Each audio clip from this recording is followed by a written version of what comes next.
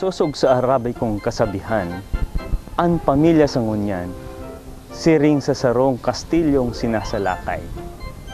Ang mga nasa laog, nasisibot makaluwas. Kasi ang mga nasa luwas, buot makalaog.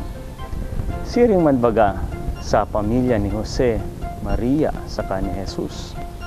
Dakula ang mga pagbalo sa pamilyang ngunyan. Huli baga sa kapasluan ng kapangyarihan, King Herodes.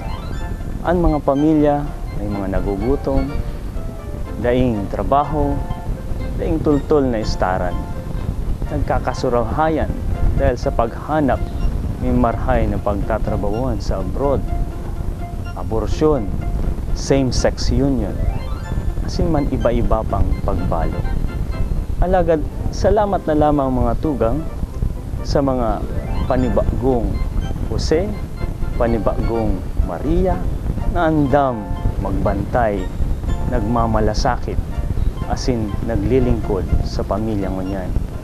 Yaon dyan po mga tugang, ang ama, ang ina, mga nanay, mga tatay, na pirit iginagapang ang sindang sadiring kakayahan, tangani sa nang mapaglingkodan ang sindang mga kaakian. May mga soltero ay daragaman po ngunyan na isinasakripisyo pa ang saindang mga luho, ang saindang karahayan sa buhay, asin pati na ang saindang mga pangiturugan, tangani sa nang makatuwang, makatabang sa indang mga tugang, asin man mga magurang. Iyo po ini ang mensahe kan Kapaskuhan, lalong-lalo na sa kapiyastahan kan Sagrada Pamilya.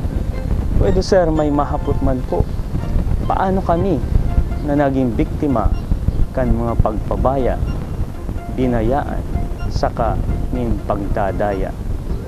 Mga tugang, iyo po ini ang kahulugan kan Kapaskuhan.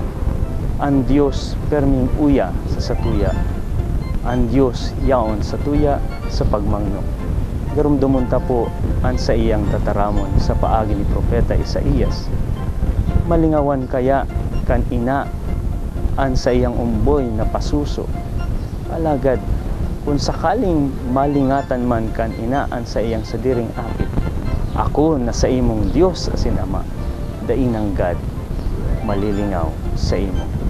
Yan po ang mensahe kan Kapaskuhan, kan kapiyastahan na ini. Ang Diyos perming uya sa kaibahan niya to. Ang Diyos para sa to. Ang Diyos danay na uya sa to.